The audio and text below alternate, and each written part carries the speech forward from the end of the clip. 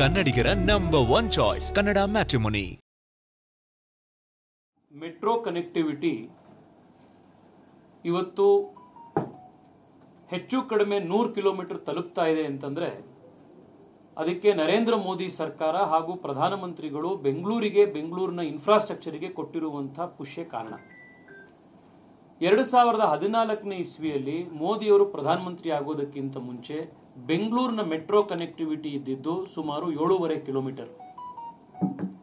ಇವತ್ತು ಆಗಸ್ಟ್ 10ನೇ ತಾರೀಕು yellow line ಉದ್ಘಾಟನೆ ಆದಮೇಲೆ ಬೆಂಗಳೂರಿನ ಮೆಟ್ರೋ ಕನೆಕ್ಟಿವಿಟಿ ಸುಮಾರು 100 ಕಿಲೋಮೀಟರ್ ಆಗುತ್ತೆ.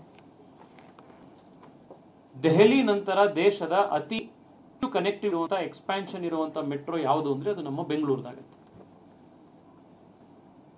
ಇವತ್ತು ಪ್ರಧಾನಮಂತ್ರಿಗಳನ್ನ ಯಾರು ಕರೆಸಿದ್ರು ಏನು ಈ ಪ್ರಶ್ನೆಗೆ ಉತ್ತರ ಹೇಳುವಂತ ಅವಶ್ಯಕತೆನೇ ಇಲ್ಲ. ಕಾರಣ ಯಾಕೆ ಅಂದ್ರೆ ಪ್ರಧಾನಮಂತ್ರಿಗಳು ಕನ್ನಡಿಗರ ನಂಬರ್ 1 ಚಾಯ್ಸ್ ಕನ್ನಡ ಮ್ಯಾಟ್ರಿಮೋನಿ.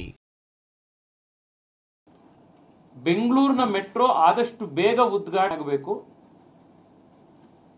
ಬಹಳ ದಿವಸಗಳಿಗೆ ಯಾವ ಪ್ರಾಜೆಕ್ಟ್ಗಳು ಡಿಲೇ ಆಗದಲ್ಲೇ ಆದಷ್ಟು ಬೇಗ ಸಮಾಜಕ್ಕೆ ಅರ್ಪಣೆ ಆಗಬೇಕು ಅನ್ನೋ ಕಾರಣಕ್ಕೆ ಪ್ರಧಾನಮಂತ್ರಿಗಳು ಡೇಟ್ ಕೊಟ್ಟು ಬರ್ತಾ ಇರುವಂತದ್ದು.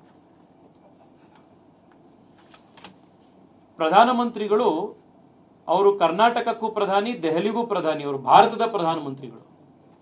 ಅವರು ಬರ್ತಾ ಇರಬೇಕಾದಾಗ ರಾಜ್ಯ ಸರ್ಕಾರ, ಭಾರತೀಯ ಜನತಾ ಜನ ಬಹಳ ಉತ್ಸಾಹದಿಂದ ಒಂದು ವಾತಾವರಣದ ರೀತಿ ಪ್ರಧಾನಮಂತ್ರಿಗಳನ್ನ ಸ್ವಾಗತ ಮಾಡೋದಕ್ಕೆ ನಾವೆಲ್ಲರೂ ಕೂಡ ಕಾತುರದಿಂದ ನಾವೆಲ್ಲರೂ ಕೂಡ ಮಾಡ್ತಾ ಇದ್ದೀವಿ. ರಾಜ್ಯ ಸರ್ಕಾರ ಅವರದ್ದು ಎಸ್ಪೆಷಲಿ ಉಪಮುಖ್ಯಮಂತ್ರಿಗಳು ಈ ಯೆಲ್ಲೋ ಲೈನಿಗೆ ಅವರೇ ಏನ್ ಮೆಟ್ರೋದಲ್ಲಿ ಟ್ರಾವೆಲ್ ಮಾಡಿದ್ರು, ಇದು 50-50 ನಮ್ದು ಇದ್ರಲ್ಲಿ ಬಹಳ ದೊಡ್ಡ ಕೊಡುಗೆ ಇದೆ, ಇದನ್ನೆಲ್ಲದನ್ನು ಹೇಳಿದ್ರು.